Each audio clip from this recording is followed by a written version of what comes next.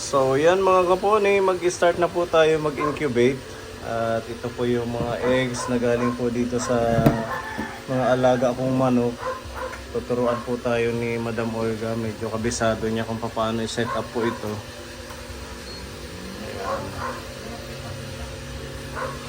Ayan. May digital number. Opo. Antayin lang natin na uminit siya. Tapos, Pag na-set up na yung tingnan mo yung init niya, 33 pa lang. Kailangan umabot siya muna ng 37.6. okay. Ganun pala yun. Bago natin isa lang ito. Habang nagpapainit tayo ng incubator, lilinisan muna natin itong mga itlog. Okay. Anong panglinis natin? Sukat, saka tissue. Kuha tayo ng suka. Kasi kapag hindi siya nilinis, ito magiging possibility na hindi siya mag-crack kapag na yung sisiw doon sa loob. Hindi siya mag-crack. Kaya namamatay yung sisiw kapag hindi nililinisan. Ganun pala yun. Yan yung suka natin. Ayos yung pagkakaano talaga. May message pa oh. Bunay ni Udak. So, yan, malapit na. 35.6 na. Mabilis na siya. Napasok na. Opo. Yung 70 RH, anong ibig sabihin na yun? Yung 70, hindi ko pa siya masyadong kabisado. Pero kailangan dito tayo mag-focus sa dito sa temperature. Opo.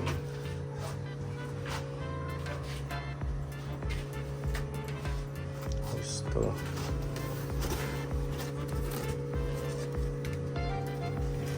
Ito po yung bigay ni Tita Mayang Kaponi, yung ating incubator. Tapos may kasama siyang mga ganyan.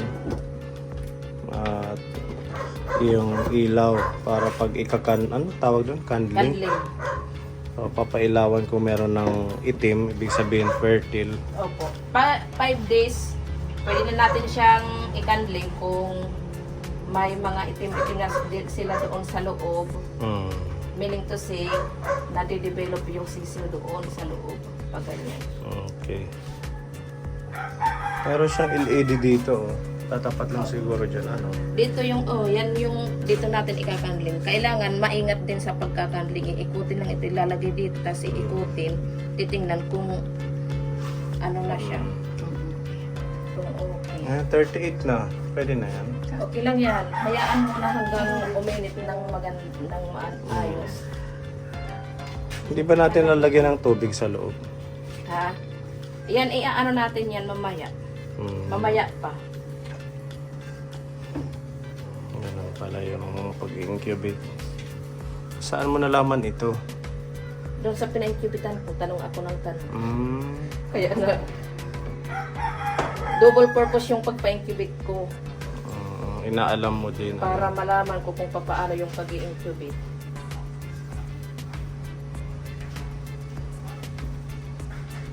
Suka talaga yung panglinis. Opo. Pwede alcohol, pwede pero yung suka, mas tumitigas yung shell ng itlog. Pag tubig, hindi pwede na sisira.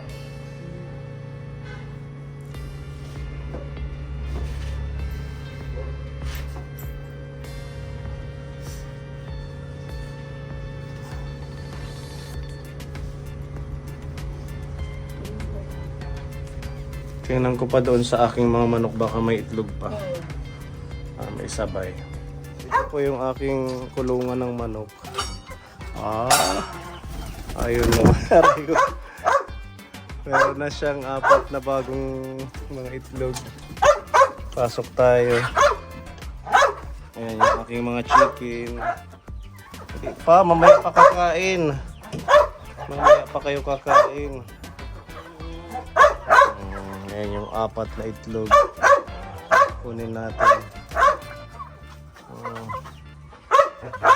Sa isang araw, 5 or 4 yung itlog niyan. Ito po yung mga bago kong manok po. Yan sila.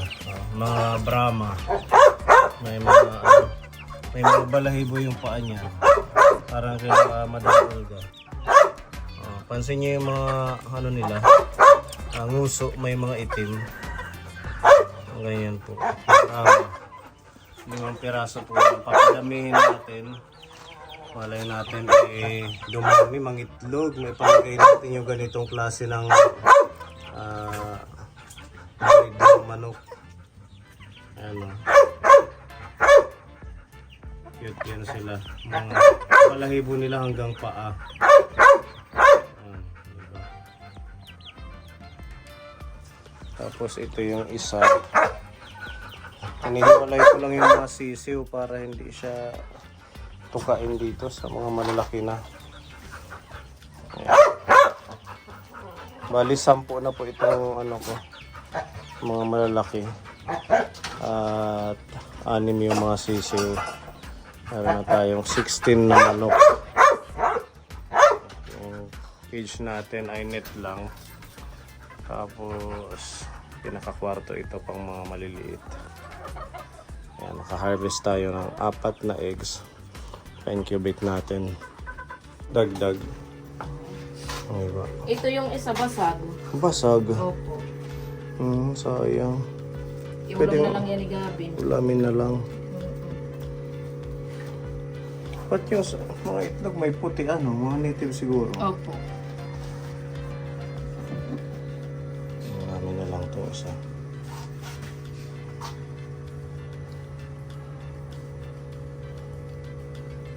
Kailangan malinis talaga siya. Ano siya ba? Okay na eh. Kung ano may niya, parang Titip.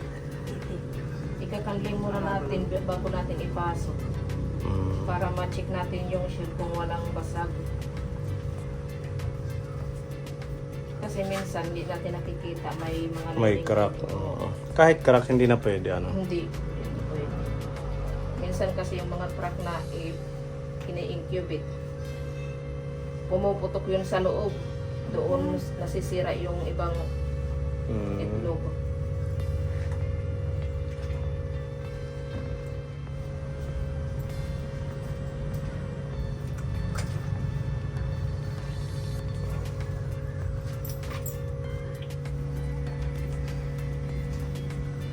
Yung kay Ate Ruby, malalaki din. 25 peso. Sinulatan ni Ate Ruby. 6 yung sa kanya. Next po nito yung kay Tatay Abelino. Anuhin natin, kunin natin pag meron pang space para kapag incubate din lang sa kanya.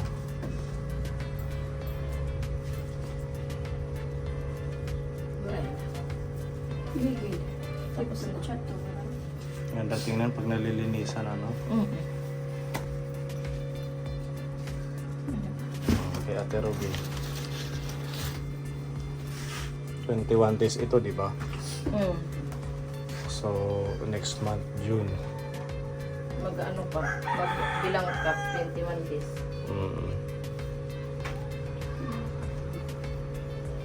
Minsan hindi siya nag-ano ng saktong 21 days, minsan 19. Maaga-aga minsan. Oo, 20 days. Napipisa na siya. Tiga.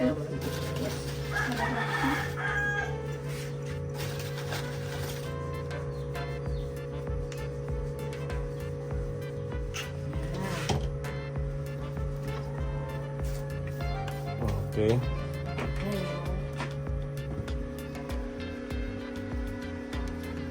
Maglagay tayo ng tubig. Wala nila. Ito. Wala, may tira may butas dyan eh. Hindi, maglalagay lang tayo dito.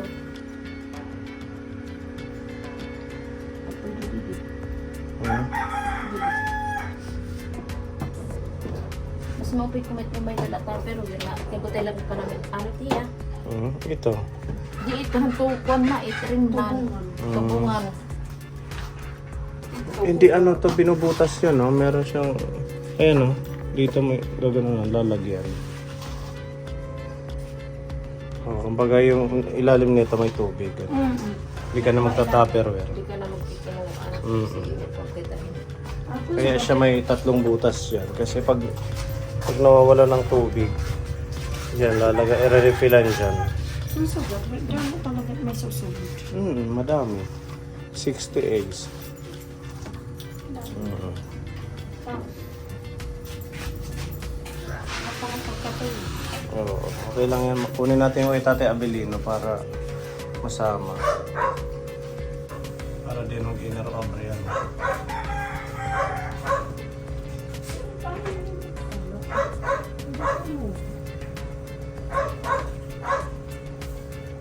Meron lang siyang area na pang tubig lang ano. Itong dito.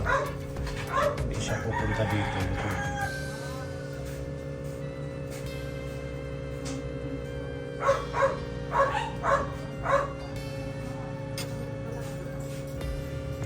Kulang pa.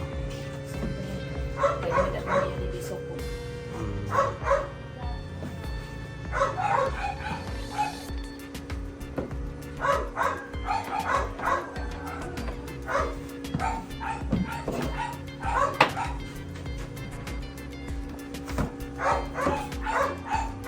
Kusang iikot yan. Ano? Automatic. Kain na ano yung kuan. Hmm? May danahin battery. Wala pa. Baka dito.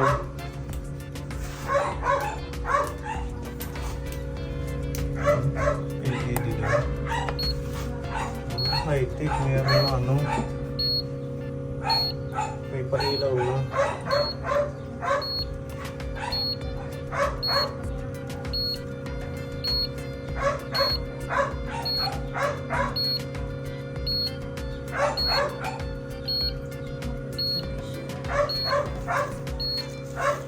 Ayun, yung isang box. Para masapalit.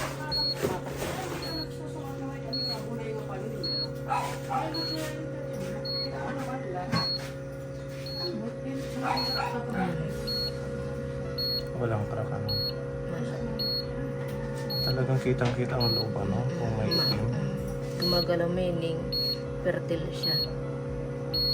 Ganun pala yun.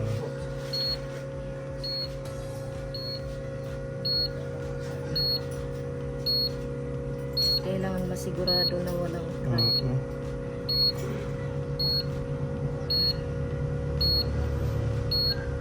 Ay, mukhang makakasira itong ano.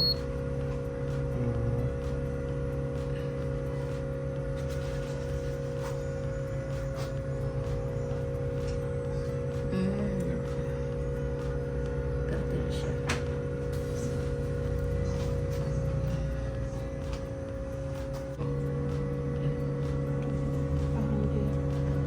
Diri. Okay lang ito. Okay lang.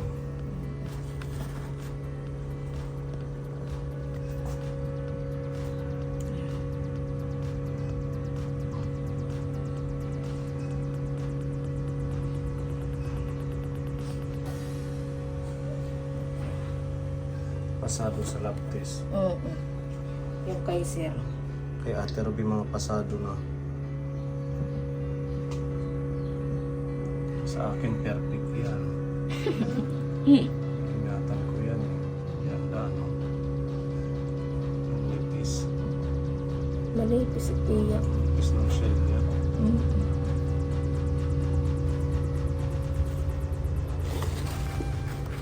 Ang kuwan bolik. Bulik.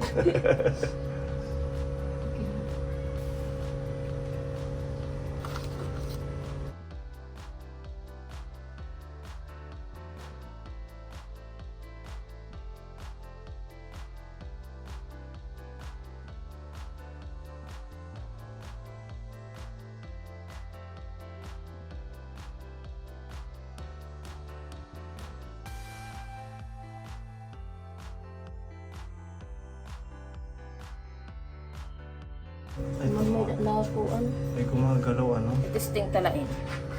Pati tagakin, may lapis. Lapis. Mupit lapis la. Pinitigam lang. Kay Iya, may lapis si Iya.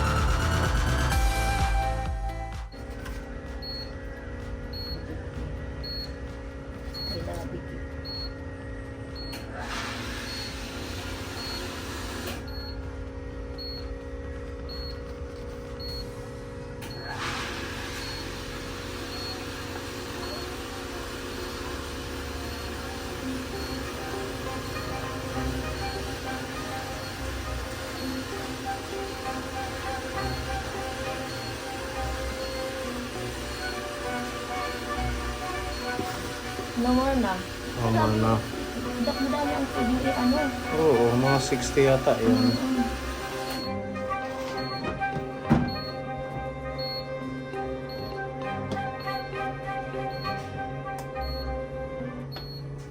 So, okay na yan siya ganyan. Kapag tutubig, kailan natin malalaman na kailangan ng tubig? Ha? Pag tutubig. Chichiklit na miya. Direct na nga nito yung pwede pagdubuhan basta sa ugat din. Hindi na pwede. Oo, natitiya ko ano. Is 100 it's ugat din. Sa 90 yung nga dahil pag... 100 ml. Oo. Okay. Dapat lagyan ko dito ng note na huwag niyong bubuksan. Ano? Hindi na yan Sigurado. pwedeng galawin. Okay, normal na yung temperature niya. Kasi 37.2. So yan mga kaponi, abangan luck. niyo po ang ating pagka-candling naman, mag-update kami. Kung may mga ano, namuong... anak rat? Oo. Pag may mga namuong itim na, no? Yun na yun. After nyan, di na naman bubuksan. Opo, hanggang 6 days na naman. Second candling. Second candling. Tapos last candling, pag last, ano na naman, bilang na tayo ng 6 na araw. Last candling, tapos within 3 days pagkatapos ng candling, ihahats na natin sila. Doon na natin babantayan kung mapisa. Okay, sige. Thank you, Madam Olga. Good no? luck! Good luck sa atin. mga Sana itlog. mag-ano to, pisa lahat, dumami. Okay, thank you, Tita Mayang. Yan, Ito yung start na po titingnan tayo. ko, sir, pag kung nagro-routine. Diba, ano siya, ma-rotate. Ma-rotate. Opo, ito dito titingnan kung nagro-rotate. Baka hindi kasi mag-rotate. So ano gawin? Pipindutin yan? Hindi. Ibig sabihin, may problema yung incubator pag hindi siya mag-rotate. Kasi automatic naman Opo, po, di ba? automatic yan. Hindi tulad nung sa akin na kailangan talaga manual. Ano ko talaga pa i-coating ko. Wala tayong palatandaan doon kung na. Ito mag-ano to, mag-iilaw. Pag Iilaw naikot. yan. Opo. Sige. Sa ngayon, steady lang muna siya. Siyempre ano yan, iikot matagal? Para abangan ko kung umikot. Titingnan-tingnan lang kung umiikot. Tapos maglalight siya. Opo, tapos mag-ano yan. Na naikot siya. Opo. Okay, sige. Okay, thank you mga kaponi. Update na lang po ulit kami sa ating candling, first candling after 5 days. Thank Dapat you, yung kay Madam Tatay- Olga. Opo, kay Tatay Abilino na isabay. Oo, Maraming ano? sayang yung time. Kunin kaya natin ngayon, Ate Ruby. Para isabay ngayon. Kami na lang magpupunas. Thank you. Tapos ilagay na lang pag ano. Sige, para masabay na din kasi madami pang space. Pwede pa yan ngayon kasi bago pa lang. Bago pa lang. Pag umabot na ng isang araw, hindi na siya talaga pwedeng Buksan. Okay, sige. Thank you. Mga kaponi, update na lang po ulit kami. Dito lang itong mga gamit. Okay.